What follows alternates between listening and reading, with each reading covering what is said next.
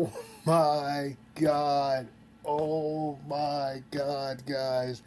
Daniel Bryan, going by his real name, Bryan Danielson, and Adam Cole just made their AEW debuts. It had been rumored for weeks that these two were going to make their debut, especially Daniel Bryan, who was favored to come out in AEW at All Out, and that is exactly what we just seen. Oh my God, guys! This is absolutely insane, and an amazing show from top to bottom. Even the buy-in, we closed out the show with not only the debut of Adam Cole, who had recently just left WWE after his final match, after he extended his contract up until Takeover 36 to take on Kyle O'Reilly in the end of the Undisputed Era chapter, where Kyle O'Reilly came up victorious and did not choose to sign another contract and instead became a free agent after that match, has now came into AEW in the same company with his girlfriend, in the same company of all his other friends in the Elite. He comes out, he looks as though he's going to attack them for what they did with him in the past and they kicked him out, but instead he helps them and he attacks Jungle Boy as they all tried to come and save Christian as he was getting beat up by Kenny and the Good Brothers and the Young Bucks after Kenny successfully retained his AEW championship against Christian Cage. Oh my God, guys, this is absolutely insane. I mean, man, I knew it was a big chance that Adam Cole, after I found out he was a free agent, after it was said that he had not signed another contract, even after Friday hit, and he still didn't sign another contract with the WWE as they tried to have negotiations and nothing came out, especially with the fact of the whole Twitch situation where he wanted to keep his Twitch, which is a huge thing that would have he probably would have had to give away had he signed another contract, as we know with that. But not to get into deep with WWE, but just to say that it's insane that this man actually came out tonight. And right after that, just as it looked like the show was going to close, just as it looked like that was just the end, like that was just, the final part of the show, as Kenny was about to say goodbye and good night, as Adam said that nobody's going to stop us. We're the most dominant team in AEW. And then out comes Bryan Danielson. Out comes Bryan Danielson, who actually managed to keep some of the theme music he had in WWE with a little extra texture to it. And he came out and he comes and saves the Jurassic Express along with Christian Cage. And now you see two huge faces at AEW. Oh my God, Daniel Bryan. This is the first time we've seen him since his incredible match with Roman Reigns back at SmackDown at the end of April. This was back on the 30th of April to the exact. It was the last match he had where if he lost, he got to leave SmackDown, and he did. But not only did he leave that, but he ended up leaving the company, and he took some extended time off. And now we see him here in AEW. I did not expect this, and you gotta hope the winner, guys. This really makes the AEW world title scene very interesting here. You got CM Punk, who made his 7-year return to in ring to the wrestling world back at Rampage on August 20th, and now you got him. He's back. You got Bryan Danielson at AEW now. I mean this, and then you got Adam Page, who was the favorite to the throne Kenny Omega. But as we know, he's currently taking some time off to spend with his wife as she's giving birth to their child. So we don't, you don't really know when he's gonna come back, but I'm sure it'll be soon. So you start to wonder who's gonna be the person to take the belt from Kenny at this point, because the AEW World Title scene is looking very interesting. It could be Adam Page could still be the guy, or maybe they might change plans and have CM Punk be the guy, or maybe they might have Bryan Danielson be the guy. I mean, this is really interesting to how this could play out now that you got so many new fresh faces in AEW. And don't take anything away from Adam Page, because the way the story seemed, it did seem as though he was going to be the guy. But at this point, it seemed like they might go in a different route. Who knows? Who would actually be the one to take the AEW championship from him? I mean, it was already a big deal when Christian Cage took the Impact title from him on the first episode of Rampage. That was already a huge deal. So you kind of knew they weren't going to have him win both belts, take both of Kenny's belts. But that was a big deal when he did that, because at the time he hadn't lost in 18 months at AEW. So now, this really makes that title scene even very more interesting, that we got that. And also that we got Adam Cole here. This is really interesting. See him with the elites, back with his guys once again. Oh my goodness, guys. This was just, what a way to end the show.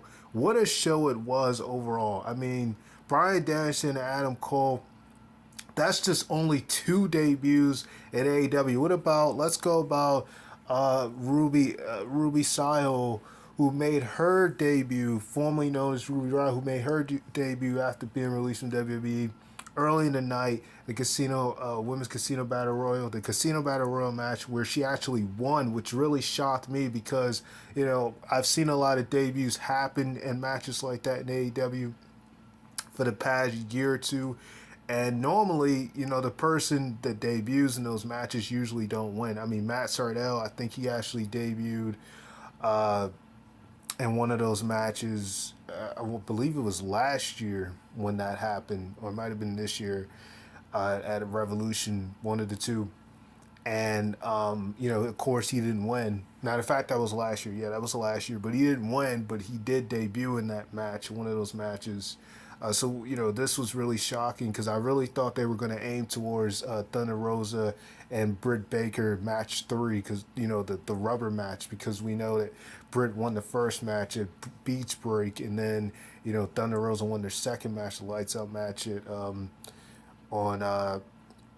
it was St. Patrick's edition, 17th of March. The first one was Beach Break in February. So I really thought they were going to go towards, a third match with that. And it looked like Thunder Rosa was going to pick up the victory, but instead Ruby Soho won the match. And, I got to give it to her. Definitely looking forward to that. A future title opportunity with Britt Baker. Definitely looking forward to that. That was a really big win for her. A big win for her to come to AEW and debut in that matter. But then again, I do remember last year when Brian Cage made his debut, he actually ended up winning a casino ladder match. So, I mean, for some guys, some people, when they come in, they might win their first match in a big occasion. I forget about that. He actually did win the casino ladder match in his debut in AEW last year.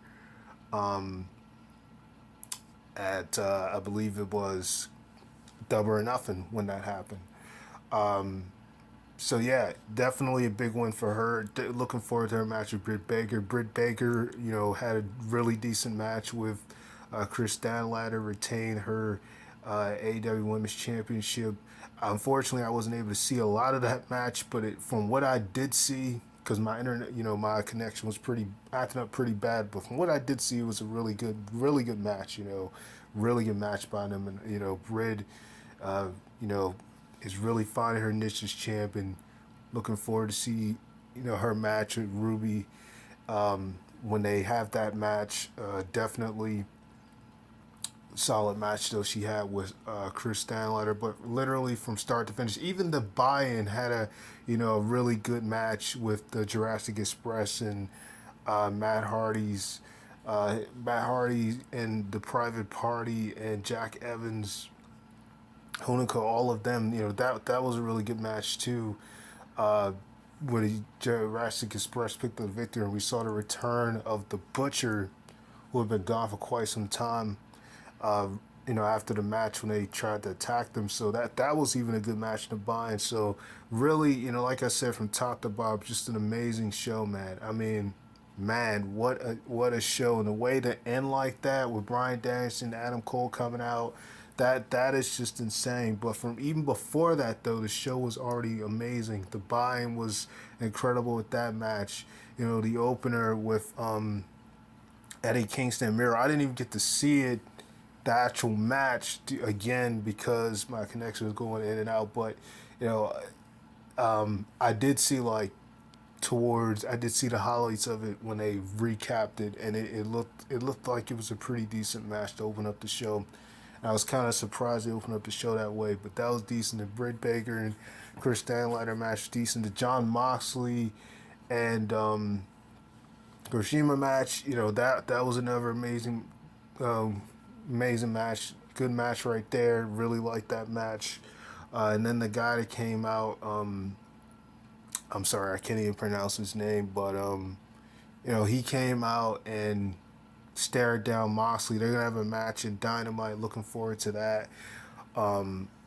He, I'm not really that familiar with him to be honest, but I'll have to find some footage of him. But I know he's definitely a really big star. Um, but that was a good match right there. I mean, literally every match delivered, man. This this is a crazy show, man. And the Young Bucks match with Lucha Brothers probably had to be the match of the night for me. Lucha Brothers finally winning the AEW tag team belts, and once again they beat the Young Bucks at All Out. They beat them in the ladder match when they were the AAA champs 2 years ago. Now they win again this year, dethroning them when taking the AEW tag belts from them. And the Young Bucks tried everything. They even tried to use their shoe with the thumbtacks, and it still didn't work. And ultimately, Lucha Brothers, you know, even at one point with that situation, Penta tried to sacrifice himself so that his brother would get hit, and they hit him instead.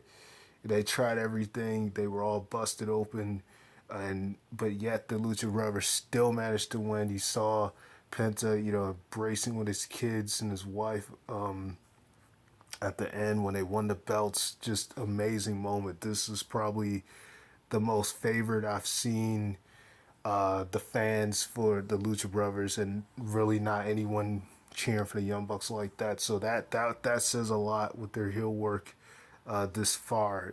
Absolutely amazing there. Wow, that was an amazing moment. You know, the CM Punk and Darby Allin match. Well, first of all, CM Punk Darby Allin match, great way for CM Punk to get back into the ring. Darby Allin took a lot of the offense, really, you know, gave it everything in this match to CM Punk, and CM Punk hit him with two GTS. The first one, Darby falls out the ring. The second one, he pins Darby and a really nice counter to the GTS. It was like he was going to go for electric chair. Caught him into a GTS. Really nice counter. Solid match between them two. Great way for CM Punk to come back. Like I said, man, it's just it's hard to talk about everything because it's so much that went down. I'm trying to make sure I don't miss something here, but the CM Punk and Darby Allin match, another amazing match there. Excuse me, the match between QC Marshall and Paul White was probably the shortest match in the show. I didn't even get to see it. That's how short it was. But I'm sure they just did that, to keep it short and sweet, as Paul, so that Paul White, I guess, wouldn't have to take too many bumps. And he won pretty easily, so there's that. But yeah, I mean, for the most part, this show was, amazing, man. And, what a way to end it with Bryan Danielson and Adam Cole. And like I said, Ruby, so let's not forget about her. Like, you had three amazing debuts on the show. And those two were definitely huge eye openers for the show by far. And the fans, they I gotta give it to them. Like, you would think, even after some of the matches that took place, even the Chris Jericho MJF, I mean, the crowd stayed into it the whole night, and normally they're pretty burnt out after, certain matches, but, the Casino Battle Royal, that took place after the tag match, and the crowd was still into it, gotta give them to that. The Jericho MJF match was a pretty decent match. I didn't think it was necessary for them to have it where. Well, I mean, I get why they did it. To have it look like MJF was gonna win when he had his foot on the ropes. Then they restarted the match, and Jericho ultimately won by making MJF tap out. So it was a good way to keep Jericho, to keep his career going in the ring. Um, this is the first time we've really seen MJF try to go for some high flying. Once he went for a moonsault outside the ring, that was pretty cool. But he missed, of course, and Jericho caught him for powerbomb to the aprons. That was pretty brutal there. Just like when he pounced Jericho on the apron and tried to get a count out victory. So, this was just, like I said, too much to talk about here. But man, to end it off, you get Adam Cole. He is officially all elite.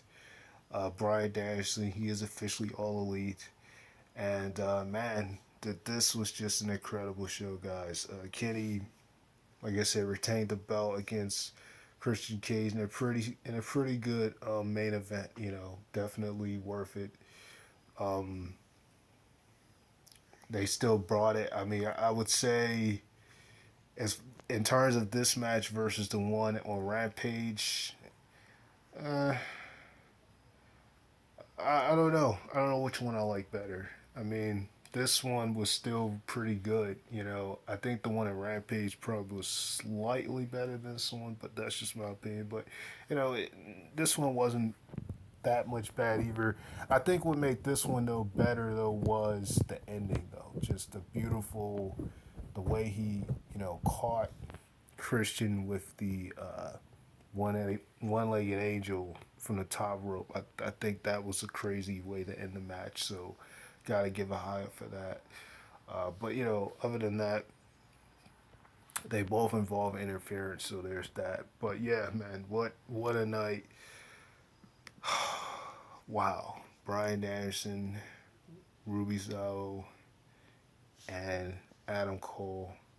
CL Punk is back. This is just this is amazing. Oh my goodness. That's pretty much it, guys. Yeah, that's pretty much it. Oh man, I just love all these different wrestling companies, WWE, all of them, Ring of Honor, all the one, everything I can see. Oh man, that's pretty much it, guys. Sign off, Master Flex, like, comment, subscribe, and all right, I'm out of this.